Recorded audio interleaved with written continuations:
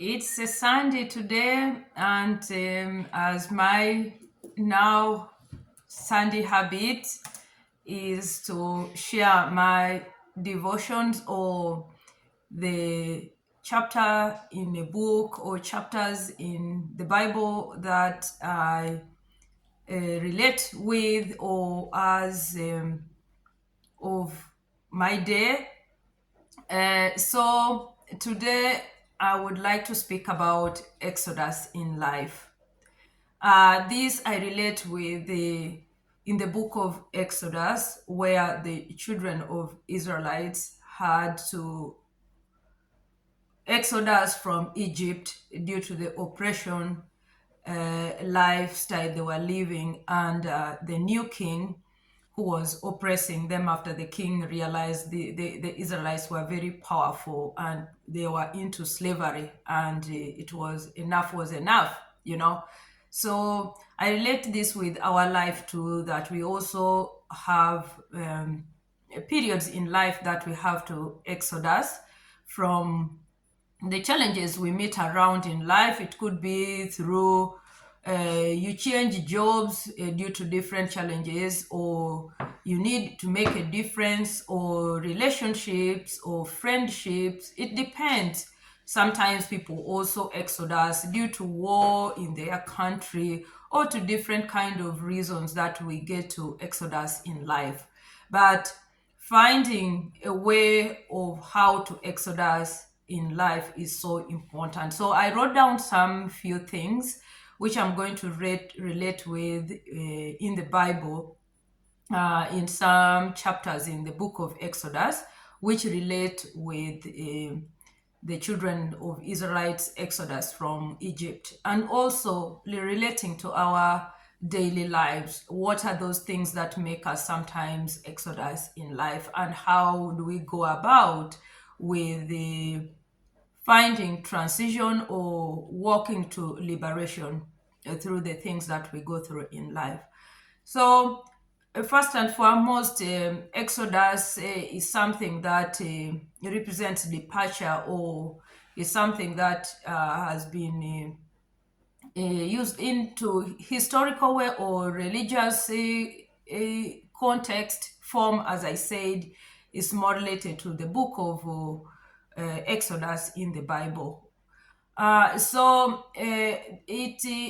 about finding a way to a place that is going to help you live in freedom or change or survive. Yeah. So for us in personal growth, as for me, I would tell you that the way I went through period of exodus to liberate myself, to realize personal growth and transformation, which I realize that I'm realizing now. But if I hadn't thought of making a move, I don't know how this would have been by now. But by God's grace, God will always lead us through, and He will never let things go beyond your control, you know.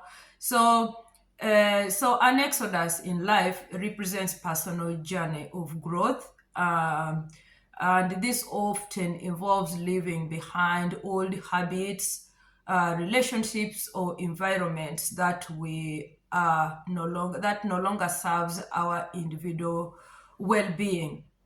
And For example, that can be leaving a relationship, as I said, and someone may decide to leave a toxic job environment or relationship to pursue a passion or a healthier lifestyle to help you live better and realize the purpose of your living on this earth. So the Exodus often leads to more authentic existence, allowing you as an individual to align with your life with the true values and aspirations that you hold. So for me, like right now, I feel like I'm really myself. I'm aligning to my beliefs and my aspirations, the things that aspire me. I'm able to do. I'm able to feel good, do the things that I know that if I do this, it's going to make me feel good. And also, I'm able to choose where to be because I have my full control of myself. That the things that I do is based on my decisions to keep me safe and make me live healthier. It's not that I have to constantly live under certain kind of condition which is not making me live healthier in life. So in the Bible, I would say the things that would we talk about relating to the Bible, when you look into the book of Exodus chapter 1, which that was the start, of course, of the children of Israelites realizing oppression. I'm not going to read the whole chapter, but I'm referring to the chapter and just saying a brief summary of the chapter, because I took like chapter 3, 4, chapter 1, 3, 4, no, chapter 1, sorry, chapter 1, 2, 13, sorry, chapter 1, 3, 12, and 14. So in these chapters, first and foremost, chapter 1 describes the oppression of the Israelites in Egypt, and it sets the stage for their eventual liberation. Now, what's happening with me today? I'm struggling to express, to pronounce words. Maybe I need my cup of tea nearby me here. And Exodus 3, chapter 3, talks about God speaks to Moses from the burning fire, calling him to lead the Israelites out of Egypt. So in life, there are things that have to happen stage by stage for you to be able to exit or live a environment that is not making you live healthier in a proper way, because you cannot just storm aimlessly without really strategizing yourself. So Exodus chapter 12 talks about or narrates the actual crossing of the Red Sea. Now this was the transition, the movement that the children of Israelites took in order for them to be able to escape to the promised land where God took them away, was guiding them to go and leave Egypt. But also in chapter 12, it talks about the pledge and the institution of Passover leading to the Israelites' escape. God had to make a way to make the children of Israelites to exit. There was a Passover announced, and it caused the children of Israelites to have that moment to escape, because there was no way. But God will create a condition in your life to help you. Let me tell you that there are things sometimes we don't really look into it as in spiritual world, that God will look into situations that you are undergoing and wants to release you from that. He is going to cause a situation. And if you realize it afterwards, you really thank God, because God will see that where you are, you're not developing, you're not prospering, you're miserable, you're sad, but God will bring a situation that is going to help you get out of the place you're living in, or get out of that environment that is causing you not feel happy. So in most cases, we also grumble, just like the children of Israelites when they were being taken away from Egypt.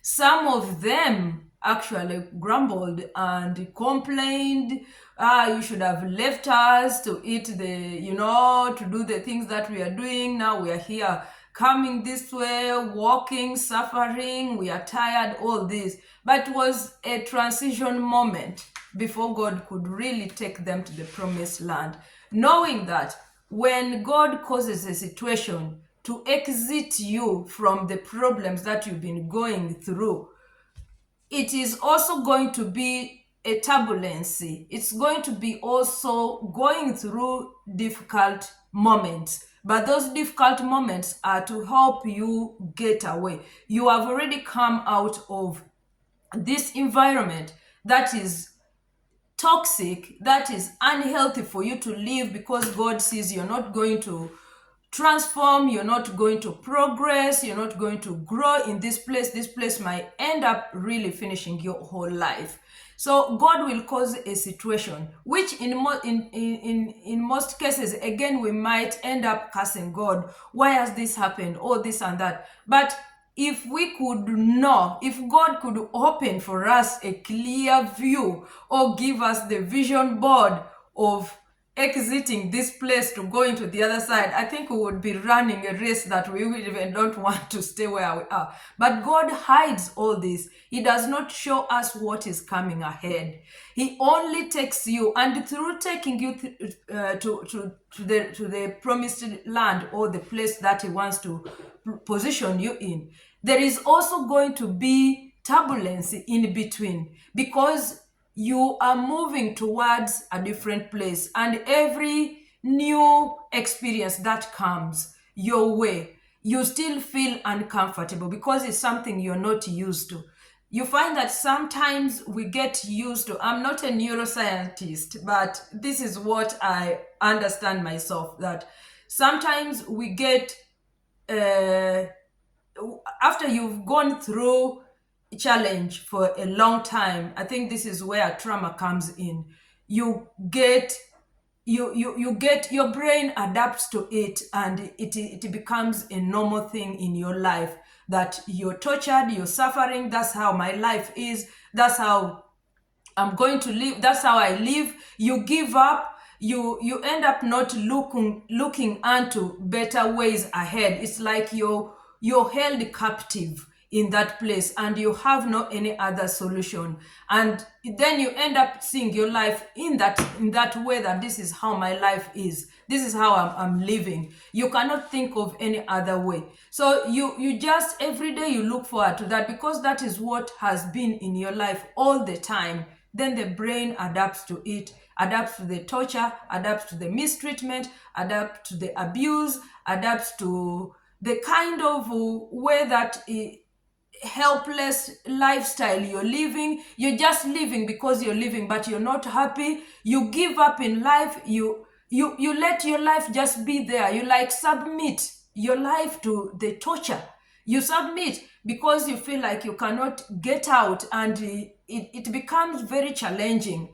I'm talking out of experience, that you reach a moment, and I don't blame anybody who is going through this, because I went through this kind of situation in my life, and it was like, this is it, this is how I'm going to live, like sometimes you say, let me just live for these people, let me just live for the sake of living. God knows.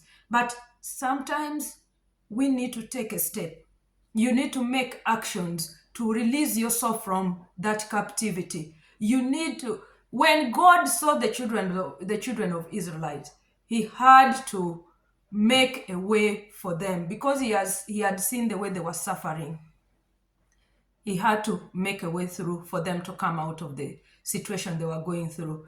You see that I spoke with, there's where my voice went a bit high, because I was reconnecting with what I've ever gone through. And I was like, okay, this is it. This is the moment. This is what Alice has ever experienced in life. So like, I found myself connecting with what I went through. So these are things that happen, but don't give up. Pray.